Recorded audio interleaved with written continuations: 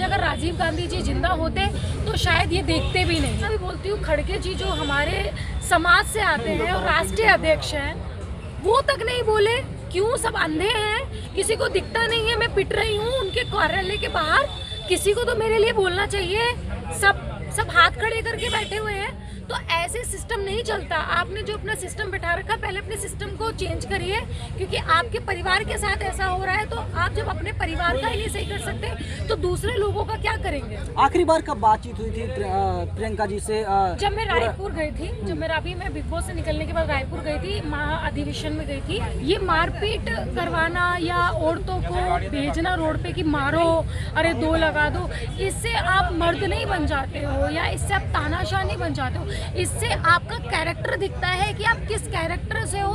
आप असंतुष्ट हो अपनी लाइफ से, अपनी पोजीशन से, जो दूसरों से आप चलते हो। पहली बात तो मैं, जैसे कि आपको पता है कि मैं FIR करवाने के लिए आई थी, और जैसे ही मैं करवाने के लिए आई तो अपना कनिष्ठ जी जो साथ में थे उन्होंने बताया कि हमारी एक बहन है जो कि पीड़ित है एक प्रोफेसर से। एक्चुअली पीड़ित नहीं बोल सकती क्योंकि उसने गलत किया है, और क्योंकि उनका जो सिस्टम है वो पूरा सिस्टम ख़राब किया हुआ है कॉलेज में। तो मैंने इनको बोला कि चलो मैं चलती हूँ साथ में, क्योंकि मुझे लगता है कि इस वक्त में समाज को एक साथ हो जाना चाहिए। और जो ये भ्रष्टाचार फैला रहे हैं, चाहे वो मेरे साथ हो चाहे वो रितु जी के साथ हो, उनको कड़ी से कड़ी सज़ा दिलानी चाहिए। तो हम दोनों का केस ऑलमोस्ट सिमिलर था। बस मेरे साथ क्या हुआ है, मेरे साथ किसी PA ने इस दूसरों के माध्यम से किया है, और यहाँ पे भी प्रोफेसर ने इनके साथ किया है। तो मैं गवर्नमेंट से और अपना पुलिस प्रशासन से ये कहना चाहती हूँ कि आप लोग इसकी जांच पड़ताल करें, इन्वेस्टिगेशन करें और इनके खिलाफ सख्त से सख्त कार्रवाई करें और उनको जेल की सलाखों में डालें। जिस तरीके से आपके साथ धक्का मुक्की की गई थी AICC के बाहर, उस पर क्या कहेंगे?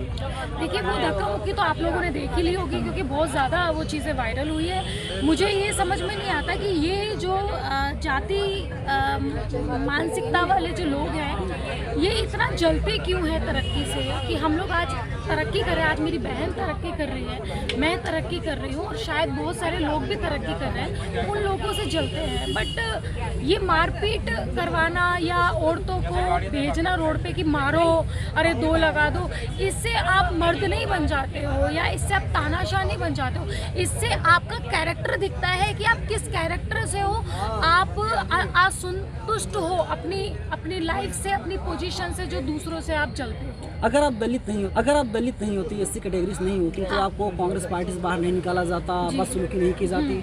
तो मुझे ऐसा लगता है पलकों पे बैठा के रखते फिर तो वो। तो मुद्दा ये है कि आज दलित समाज क्यों इतनी तरक्की कर रहा है, इनको रोका जाए। ये वैसे ही पहले जैसे होने चाहिए, बट जबकि ये लोग ये भूल चुके हैं कि बाबा साहब अम्बेडकर ने जो हमको संविधान दिया है, जो हमें पढ़ाई दी है, आज उस पढ़ाई से ही हम सक्षम बने हैं। आप समझ रहे हैं? आज हम अपने टैलेंट की बदौलत आज हम यहाँ खड़े हैं। तो बहुत घटिया चीज़ें हैं ये बोलना, बट मैं ये चाहती हूँ कि इस चीज़ पे पुलिस प्रशासन को कड़ी से कड़ी कार्रवाई करनी चाहिए। अर्चना जी, आपके पिताजी ने कंप्लेंट की थी और उसमें संदीप सिंह का नाम था, क्या कोई कार्रवाई हुई थी?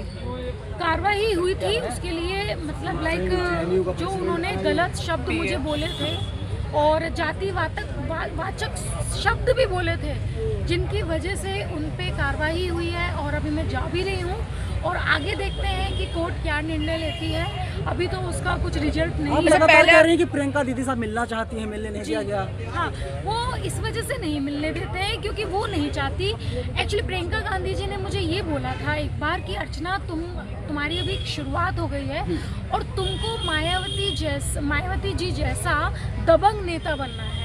और यही संदीप सिंह की कान में खटक गया कि ये क्यों दीदी के इतने करीब आ गई, और तब से ये मेरी कटी करने के लिए लग गया। और आज इतना ये गिर चुके हैं कि इनको मतलब गुंडे भिजवाने पड़े मुझे मारने के लिए, महिलाओं की आड़ में। लोग जैसे सुकुल अपर कास्ट बोल रहे हैं, अर्चना का तो ऐसा ही है जैसे कि मंदिर में गई थी तब भी तमाशा किया था, और कांग्रेस के बाहर भी अर्चना ने तमाशा किया है, तो ये हमेशा का है। अच्छा, तमाशा है तो ठीक है, मैंने FIR डाल दी है, पुलिस को इन्वेस्टिगेशन करने दो, दूध का दूध पानी का पानी हो जाएगा। और आपने जैसे देखी भी होगी कि मैंने अपने Instagram पे एक वीडियो डाली है, उसमें साफ साफ दिख रहा है कि पीछे से बोला जा रहा है लगाओ साइड में लेके आओ, मारो इनको मारो।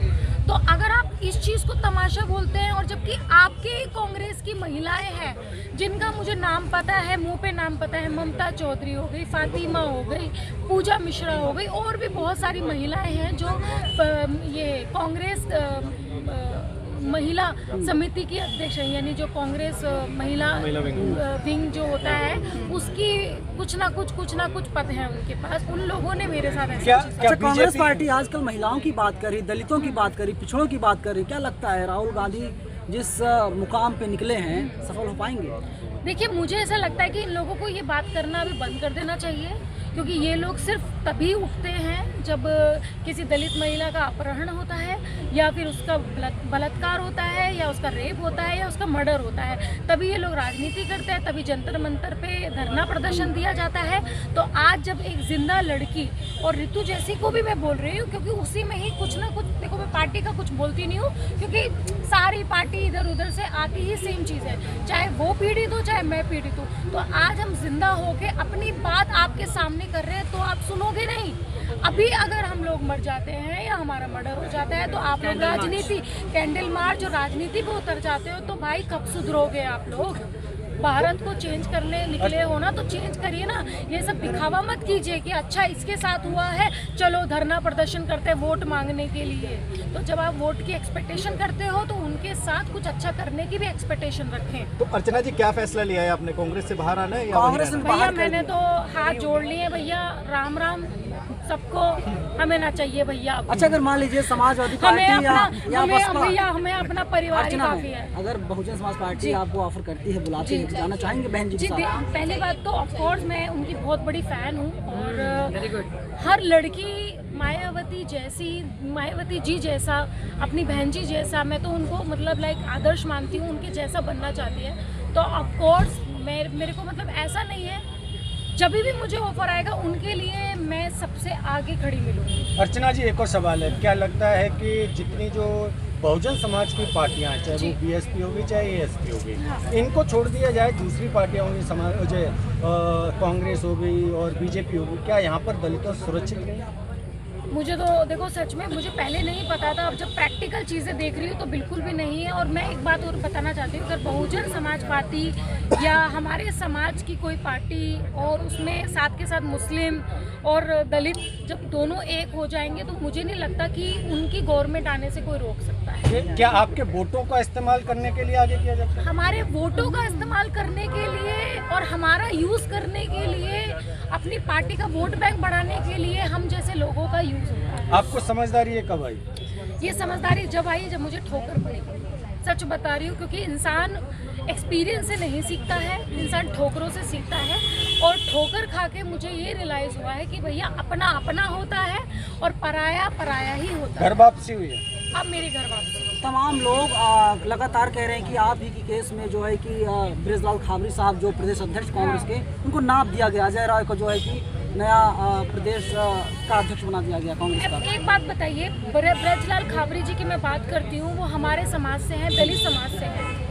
अगर वो अपना पक्ष रखते हैं तो ये संदीप सिंह को पसंद नहीं होता है, और संदीप सिंह के हाथ में कांग्रेस की पूरी पावर है, वो जब चाहे जिसको भी निकलवा सकता है। तो उसने वही किया, ब्रजलाल खाबरी जी के साथ भी उन्होंने वही किया, क्योंकि वो दलित समाज से थे और यूपी में प्रदेश अध्यक्ष बन के कैसे बैठे, वो उसको जमा नहीं, वो उसको मतलब जैसे कहते हैं ना टुकड़ा निगलना, तो वो चीज़ें नहीं हुई। तो उसने क्या किया है, ब्रजलाल खाबरी को ही पद से निकाल दिया।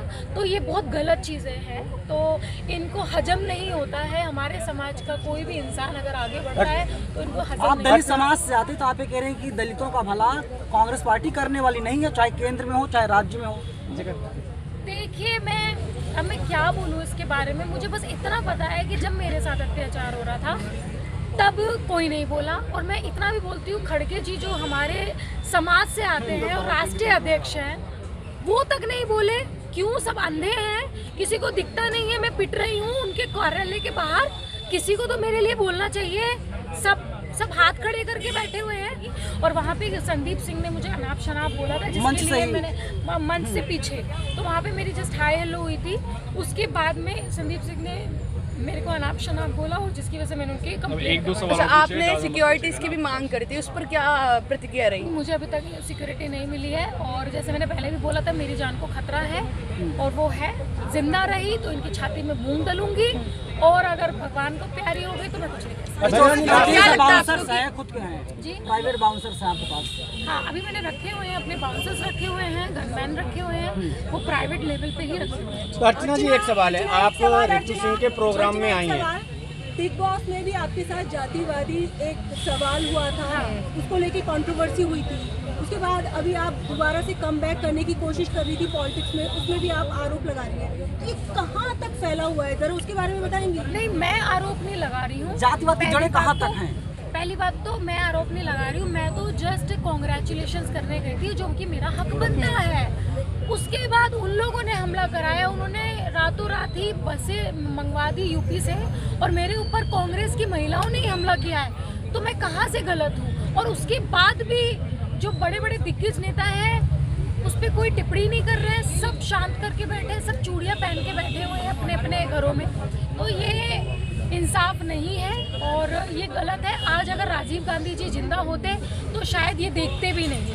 अलका लम्बा ने आपको पहचानने से इनकार कर दिया कि हम अर्चना गौतम को नहीं जानते। अच्छा, कोई बात नहीं। तो जब इलेक्शन में टिकट दिया था, लड़की हूँ, लड़ सकती हूँ, और यूपी में कोई भी सीट इतनी पॉपुलर नहीं थी जितनी हस्तिनापुर की टीआरपी पॉपुलर थी, तब अर्चना गौतम याद आ रही थी। अच्छा, अर्चना गौतम दलित है, चलो अर्चना गौतम को टिकट देते हैं, दलित है, बहुत अच्छा रहेगा, नाम होगा, कांग्रेस का नाम होगा, ये होगा, वो होगा।